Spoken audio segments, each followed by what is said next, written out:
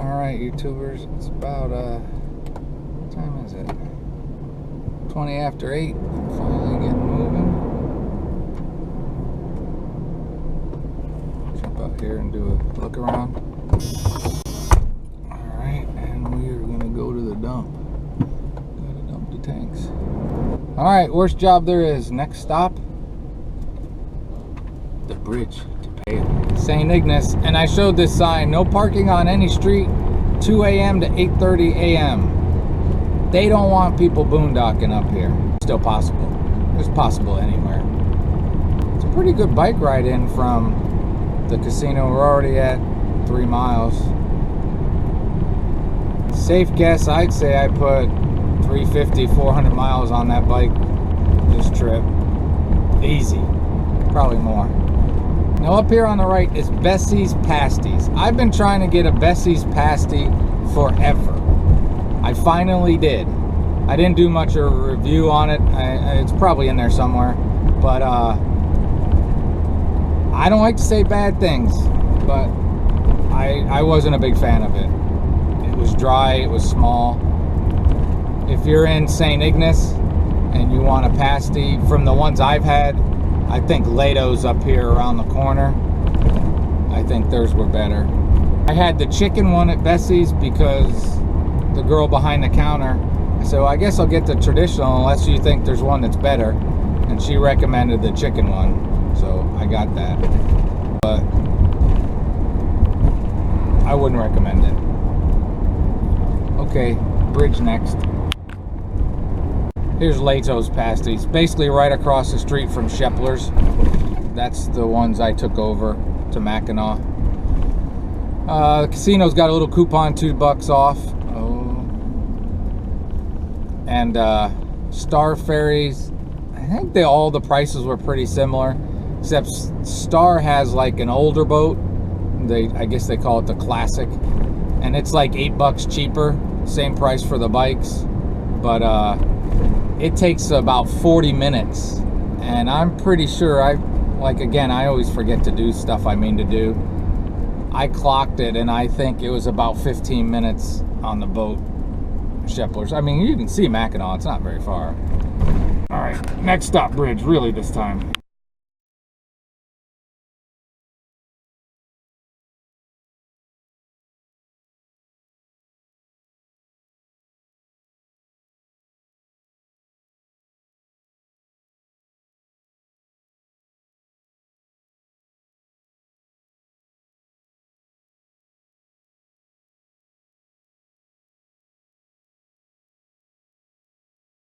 Please be aware that it is necessary to perform maintenance and construction on the Mackinac Bridge.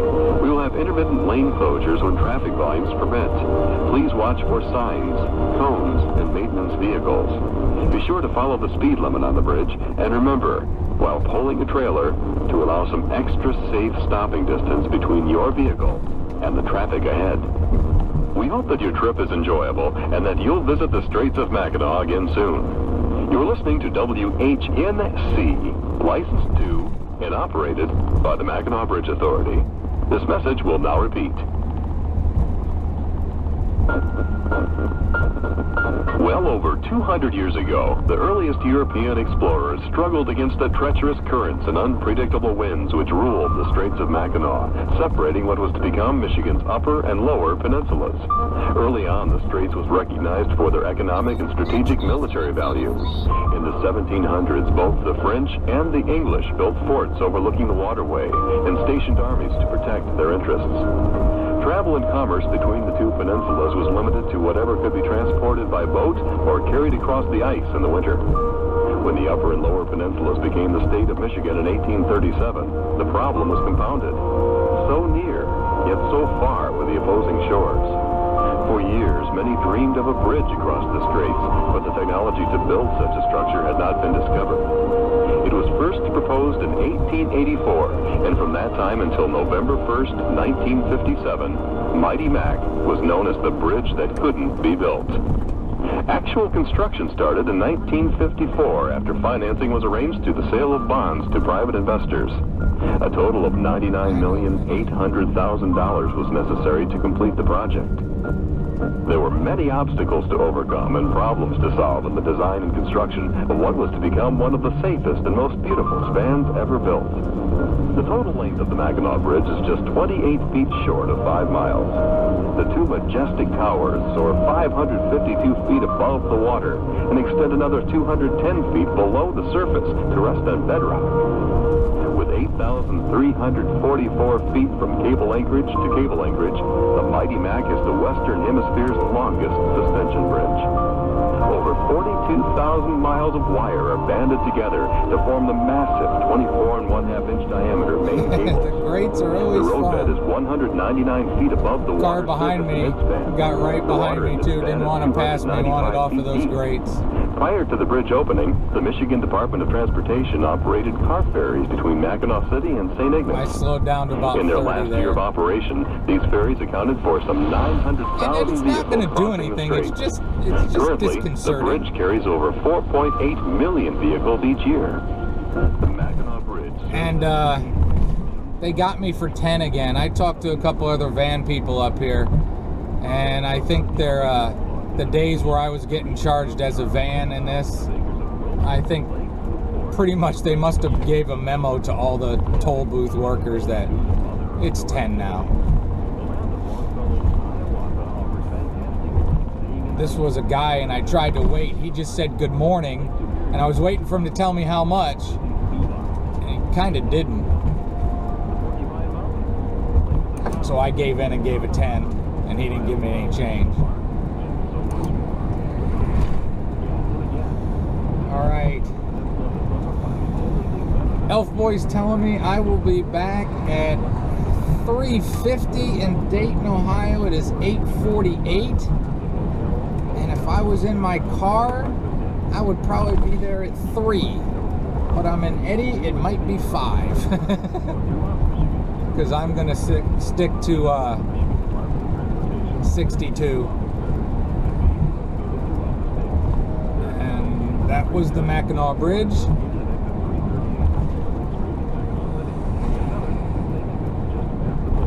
I always love crossing it.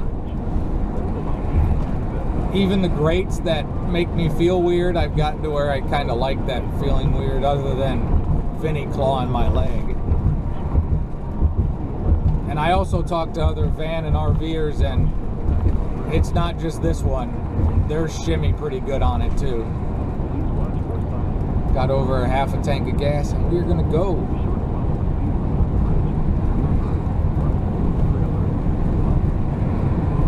I might record more in a little bit. This is so pretty here, all the big trees. And it's nice and cool so far this morning. That's awesome. Road's not great, but I'm trying to avoid the worst of it. This area is really beautiful too. This is a very nice part of Michigan.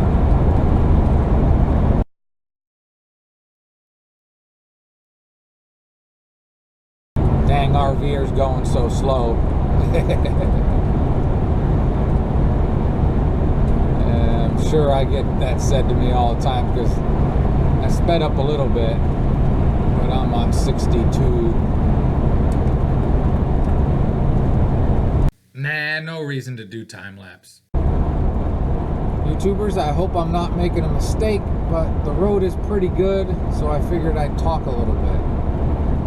So this trip has been like 7 weeks, and by the time I'm recording this going back to Ohio, I think I just did the last video posted of Canada, and I was there 15 or 16 days. So a whole bunch of stuff hasn't even been edited and done yet. But a lot of what I did after getting back to Canada, I have done before. Not all of it, but some of it. So there's not going to be as many videos. I do my best not to repeat boring. I like to share boring, but I try not to repeat boring, because I know that gets old. And although, you know, I get congratulations for a lot of subscribers, I think for me, I got a lot of subscribers, but a lot of them watch 1 or 2 videos and say, "Oh, I like this," and they don't come back because, you know, boring gets old. But I appreciate the people that get something from it. Got a whole bunch of cars ready to pass me now.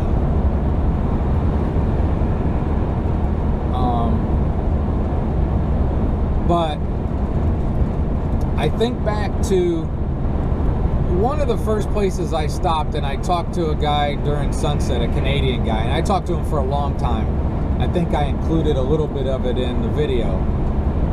And when I told him I was doing the circle trip, and he said, "Oh, is this your first time?" I was like, "Yeah."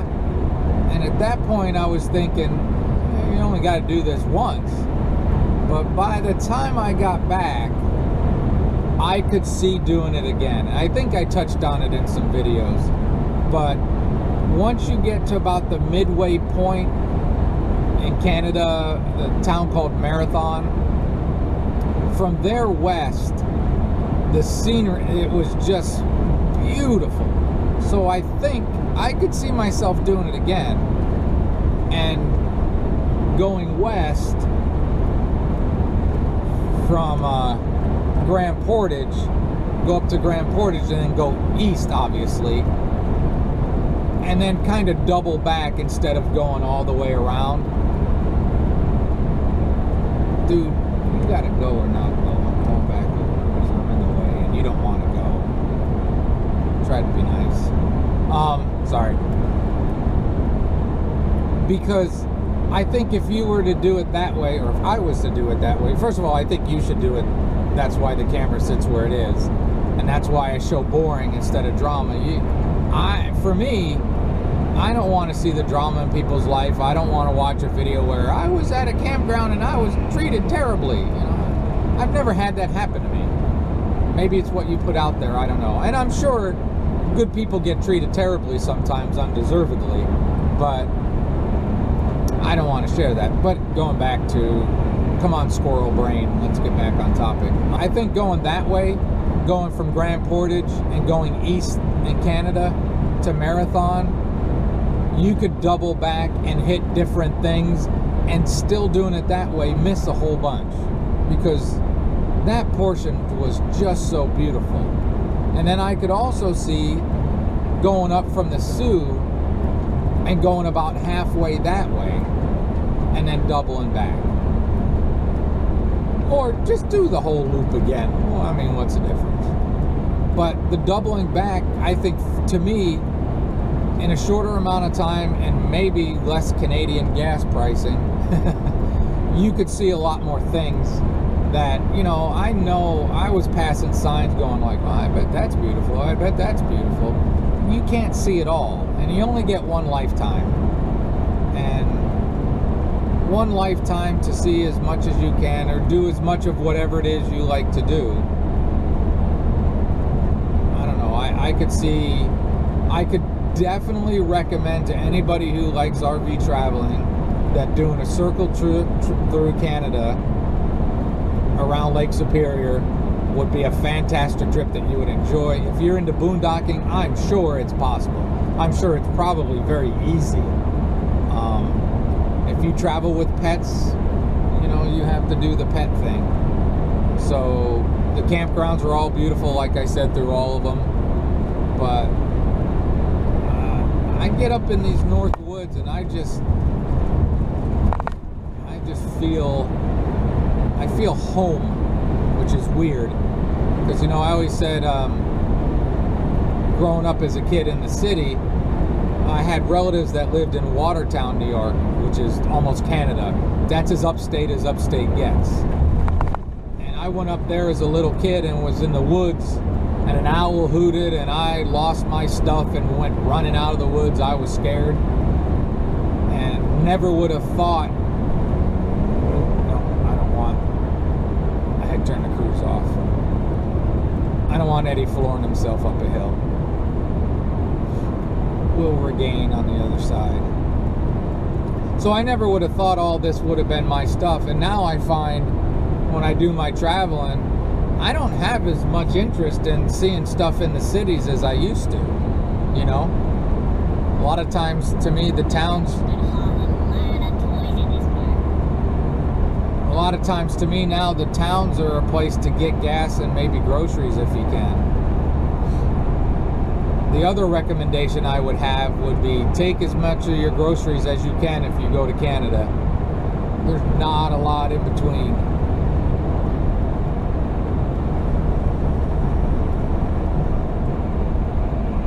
So yeah. The Canadian portion of this trip was fantastic. And the familiar and familiar-ish part of the rest of the trip was also fantastic for me.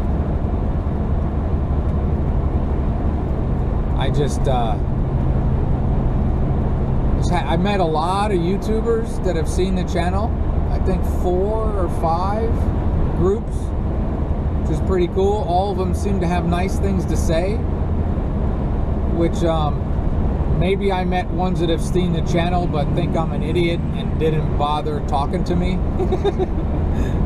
Because when I go places, I don't have a sticker on the RV, and I don't lead conversations with, "Hi, I do YouTube. You should go check out my channel."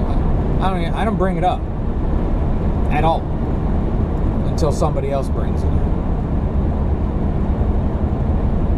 But fantastic trip so far. And now I will take a little break from this and just drive. This got way too long, so I put some pictures of crossing the bridge, and I'm going to end this one and continue another one with better rambles.